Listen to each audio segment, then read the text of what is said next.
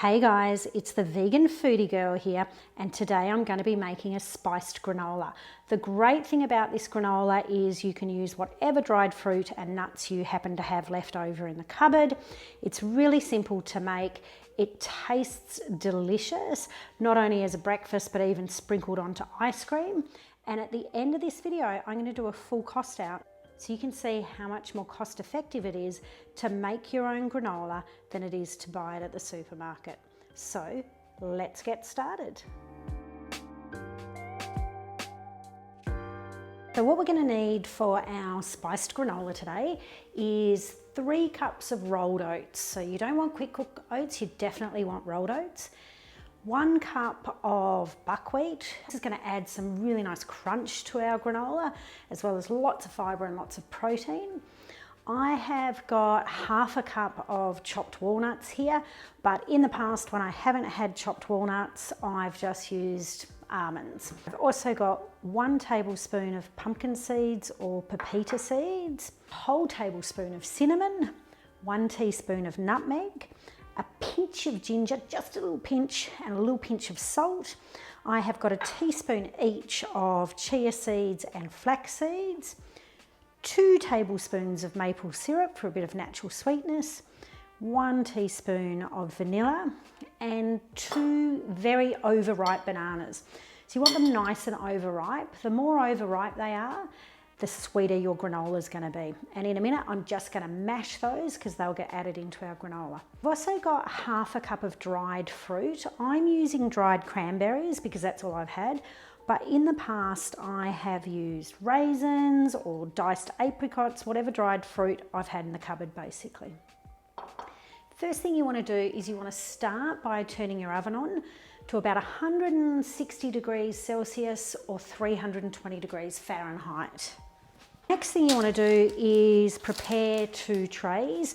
Once it's mixed, you can pop it straight on your baking tray, but it does stick a little bit, so just using a little bit of baking paper is helpful. It makes a lot of granola. It's really economical, so make sure you prepare 2 trays. I'm going to start by mashing our bananas, which will be really easy because they're super overripe, nice and sweet. I just mash mine quickly with a fork, but you can use a potato masher if you prefer. When I haven't had bananas in the past, I've used whatever tinned fruit I have in the cupboard. Just drain it of juice and then add it like you would mashed into your granola. Just be aware if you're using tinned fruit that it might take a little bit longer in the oven to dry out because there's a bit more moisture. I really like using tinned apricots, and then as my dried fruit, I use chopped up dried apricots, and it makes a beautiful apricot granola. There's our mashed banana.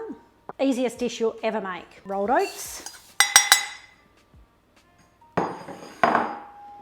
buckwheat, chopped walnuts,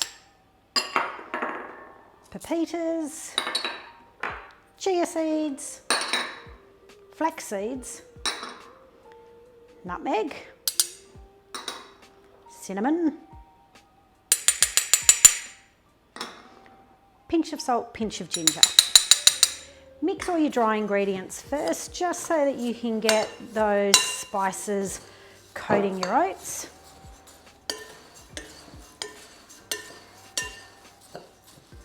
And now what we're going to do is we're going to add in our maple syrup,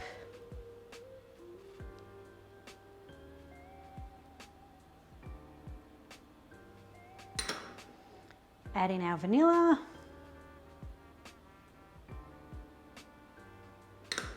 I'm going to add in our mashed banana. You'll notice the only ingredient we're not adding at the moment is our dried fruit. Because we're going to pop this in the oven, we don't want to dry the fruit out any more than it is already. So we're going to add that at the end once our granola is nice and crispy. And we're just going to stir that around.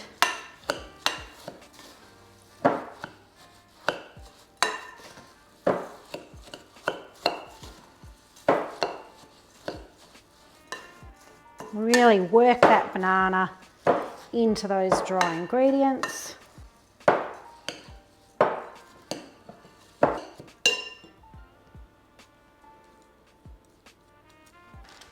All we're going to do now is we're going to add our spiced granola onto our baking trays, ready to go in the oven.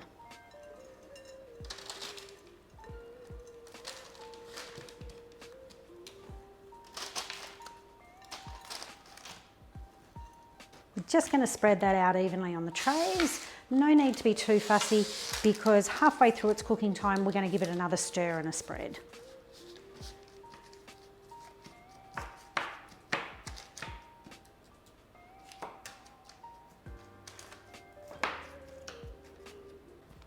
Caught me eating a little bit before I even put it in the oven. So this is now going to go into the oven. I'm going to put a timer on for about 10 minutes. After 10 minutes, going to give it a bit of a mix around, then give it another 10 minutes and then check and see how it's going. You'll know it's ready when it's golden brown and it's crispy. So there goes our timer for 10 minutes. We're going to stop that. We're going to get out one tray at a time, give it all a little bit of a toss and then pop it back in the oven for another 10 minutes.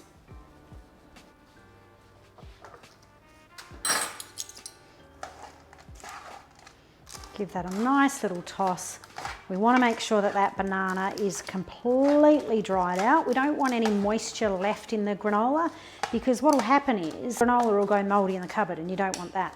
Once you've dried it out completely and roasted it completely, it's going to keep for at least 2 weeks in the cupboard. So you can see I'm just getting any big chunks of banana, separating them a bit and then spreading it back out. And now I'm going to do the same to the next tray.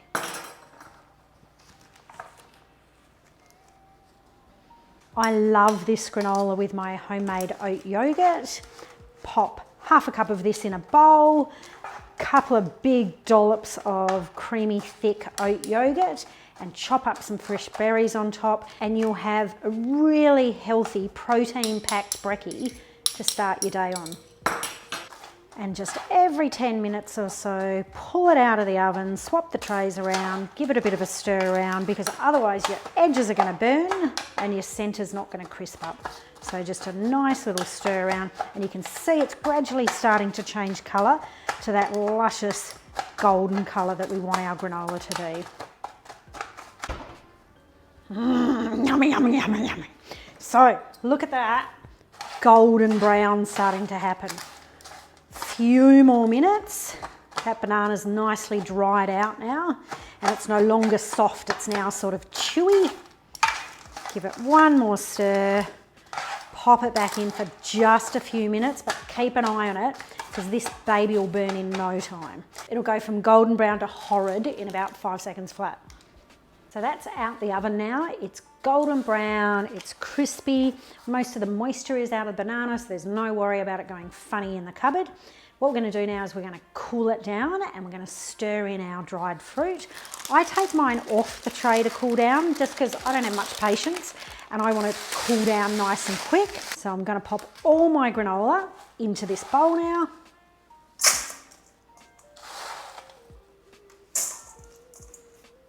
Make sure you don't put it in a jar or anything yet because you want it to cool down and you don't want it to sweat while it's hot.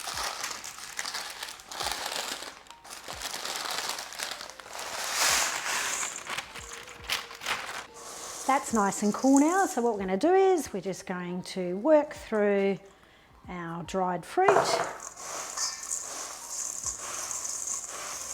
That is delicious, look at that. Yum, I could just eat this by the spoonful. And this is the granola I always use in my lemon cheesecake flavoured yogurt. So if you haven't watched that video yet, make sure you go and watch it because lemon cheesecake yogurt is the best yogurt you'll ever taste. Now my dried fruit is mixed through. I'm going to pop it in my jar and it'll keep for a couple of weeks in the cupboard. Let's hope you're neater than me when you're popping your granola into a jar.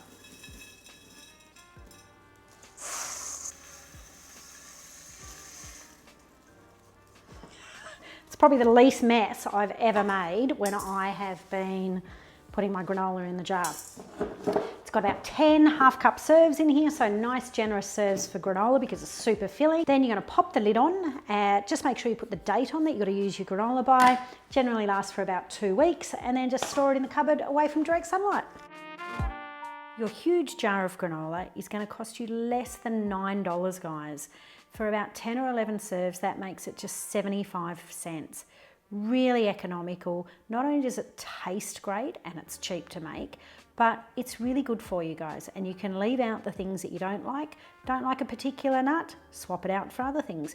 Don't like a particular dried fruit? Like me, I can't stand sultanas in granola. Change it out for cranberries. So cost effective, easy to make, delicious and good for you. Hopefully you've enjoyed the video, guys. If you have, please give it a like and subscribe, and I'll see you back in the Vegan Foodie Girl kitchen next time.